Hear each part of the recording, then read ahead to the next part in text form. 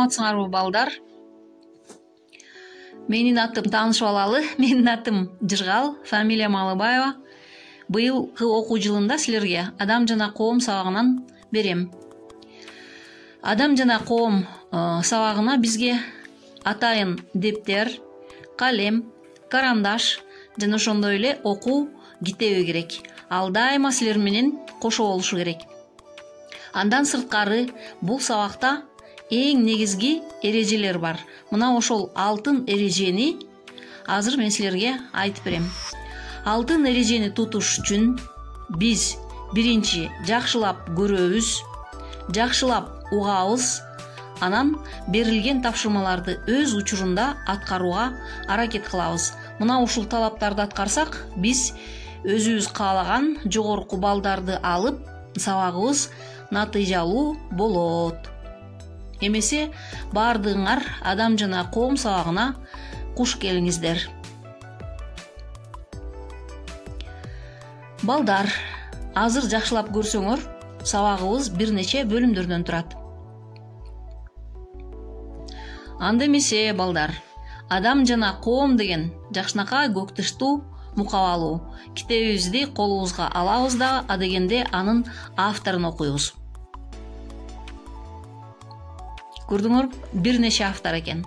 Аны окудук. Мына ошол авторлор силердин окуу китебиңерди түзгөн адамдар. Демек, китебибиз менен тааныштык. Анын биринчи барагын ачабыз. Бул титулдук баракча деп аталат.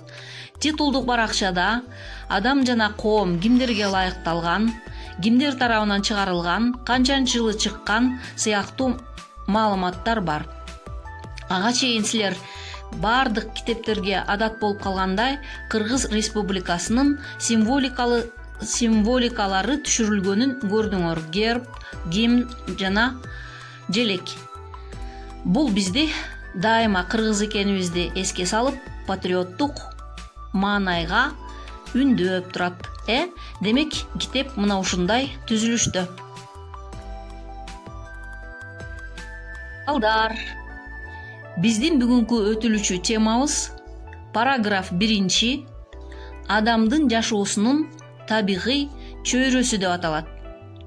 Биз мына ушул темада көп максаттарды алдыга коюп, анан ошого жетүүгө аракет кылышыбыз керек. Биринчи, текстти кунт коюп түшүнүп, анын мазмуну, маңызы эмне жөнүндө экендигин билип алышыбыз керек. Тема айтып тургандай, адамдын жашоосунун табигый чөйрөсү эмне? Табигый чөйрө деген эмне? Адам эмнелерге муктаж жана адамга эмнелер керек деген сыяктуу суроолорго жооп алабыз. Мүмкүн болушунча кызыктуураак кылып түзгөнгө аракет кылдым сабакты. Жакшылап карап кунт койсоңор, схемалар аркылуу, анан жазуулар аркылуу негизги темадагы ойду түшүнүп аласыңар. Азыр анда адамдын жашоосунун табигый чөйрөсү аттуу сабагыбызды баштайбыз.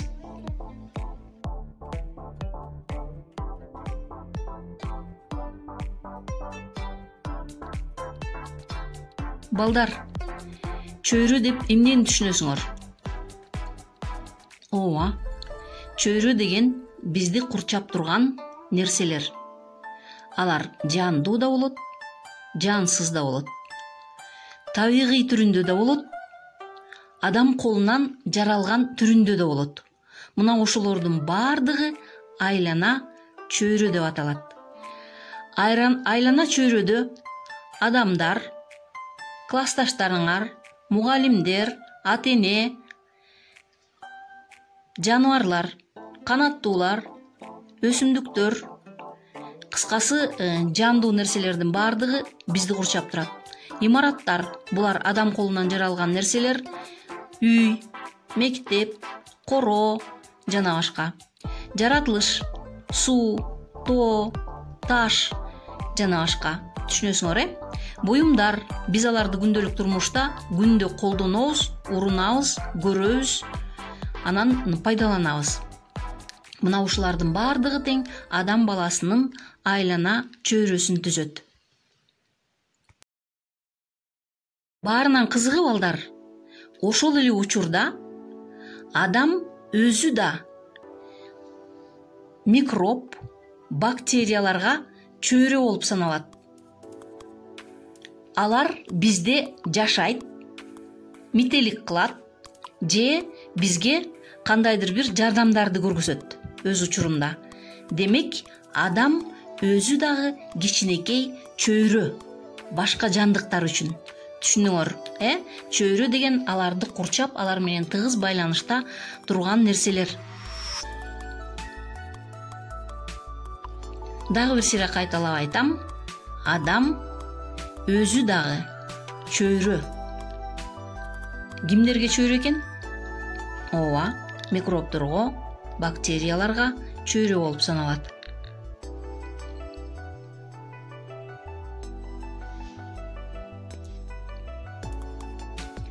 Адам өзү чөйрө болду. Ошол эле учурда адамдын өзүнүн тегерегинде дагы чөйрө бар экендигин айттык. Ошол чөйрөдөгү нерселер азыркы силер көрө турган сүрөттөгүдөй эки нерседен турат.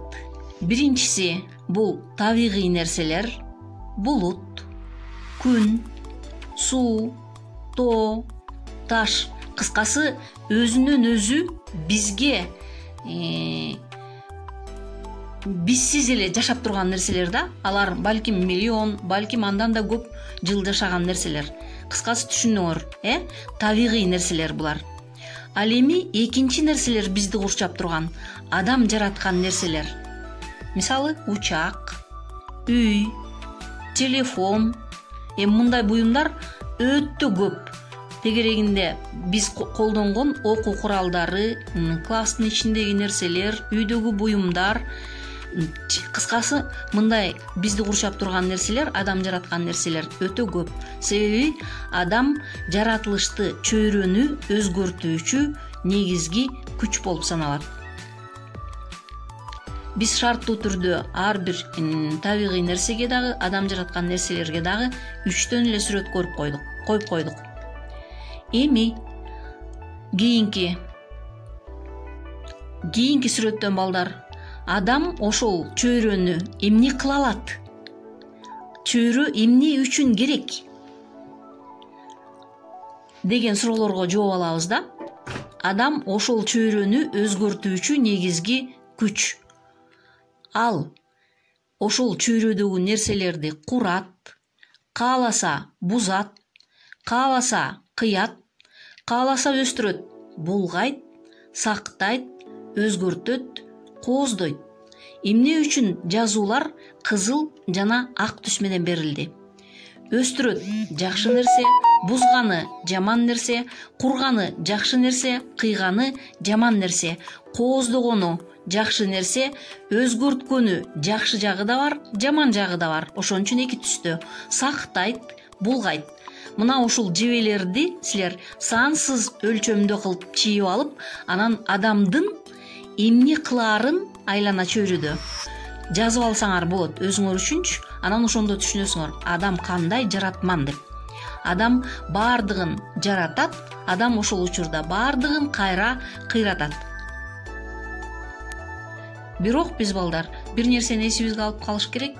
Биз жаратылыштагы бардык нерселерге муктажбыз. Муну эч качан унутпашыбыз керек. Биз жаратылыштагы бардык нерселерге муктажбыз. Бизге чоңу да, кичинекейи дагы, көзгө көрүнгөнү дагы, көрүнбөгөнү дагы керек. Анын пайдасы кээде бизге сезилбеши мүмкүн, бирок алар бизге керек. Ушул нерсени эсибизден таптакыр чыгарбашыбыз керек. Биз аларга муктажбыз. Мисалы, күн бизден ушунчалык алыс аралыкта жайгашкан. Бирок биз күндөн энергия алабыз. Эгерде күн болбосо, жаратылыштагы жандуу, жансыз нерселердин бардыгы тең жок болмок. Себеби анын энергиясыз жаратылыштагы бир дагы нерсе жашабайт. Аны баарыбыз жакшы билебиз, табияттан өткөнбүз. Кичинекей класстарда дагы, былтыркы окуу жылында дагы табият деген сабактан ошолордун бардыгына түшүнүп алганбыз.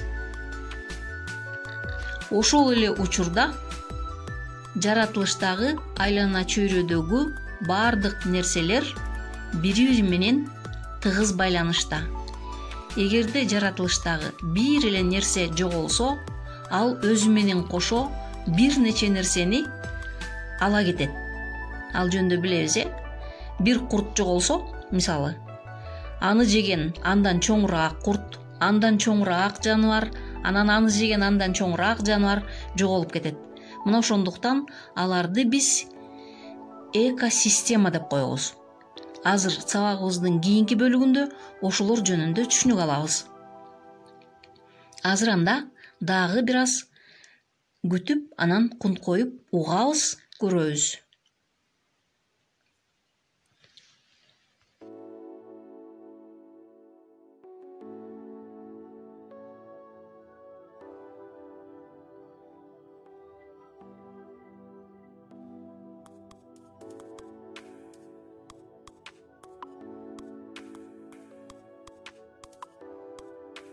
Айлана чөйрөдөгү бизди курчаган өсүмдүктөр, жаныбарлар, микроорганизмдер булар табигый нерселер дегенбиз.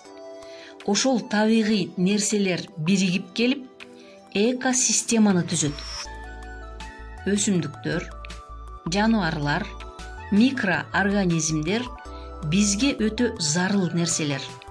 Алардын бардыгы биригип келип экосистеманы түзөт. Эко деген, экос деген үй деген сөз, система деген түзүлүш деген сөз.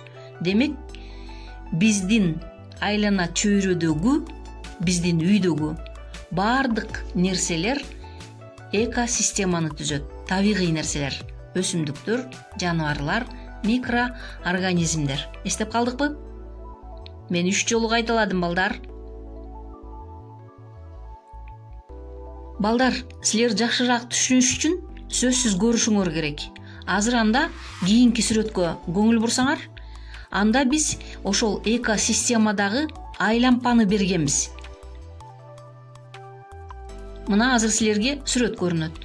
Көрдүңөр, Мында жаныбарлардын айлампасы. Күндөн өсүмдүктөр энергия алышат. Жебени көрүп турасыңар. Андан кийин чегиртке турат, Чегиртке анын менен тамактанат. Чегиртке менен өз учурунда чымчык тамактанат. Чымчыкты балким жумурткасын же өзүн жылаан жеши мүмкүн. Жылаан каманды көздөй жебе жүргүзүлгөн, демек өлтүрүшү мүмкүн же пайдаланышы мүмкүн. Анан түлкү турат, көрдүңөр, Түлкү, анан чычкан, андан кийин алардын бардыгынан ортону көздөй эмне кеткен? Жебелер кеткен. Мына ошол жебелер курчакчалар, курт кумурскалар, микроорганизмдер. Кыскасы, жанакы биз айткан тирүү жандыктар, анан өсүмдүктөр, анан микроорганизм. Ушулардын бардыгы биригип келип экосистеманы түзөт. Алар өз учурунда айланып турат. Аны экологиялык жашоо деп атайбыз, же болбосо жашоо. Жашоо айлампасы деп койсоңор да болот да муну. Балдар, эми сабагыбыздын аягында үй тапшырма беребиз, Үй тапшырма жазылып турат. Параграф 1-ди, биринчи теманы окуп, китептеги мен айтпай калган нерселерди байкап, аңдап, анан керектүү жерлерин конспект дептериңерге жазып аласыңар. Китептин аягын ачсаңар, актай таблица берилген. Ал аябай кызыктуу таблица. Мына ошол таблицаны карап, анан тема боюнча эмне экиге бөлүнөт, ага эмнелер кирет деген суроолорго жооп бересиңер. Жооп мүмкүн болушунча кыска, анан туура, так болуш керек. Ошол жооптон силердин бүгүнкү темага кандай түшүнгөнүңөрдү көрөбүз. Менден жакшы мугалим ал китеп. Ошондуктан китепти окуйбуз, балдар. Китепти окуйбуз, анан таблицаны толтурабыз. Эмесе кайрадан кийинки сабакка көрүшкөнчө жакшы калгыла.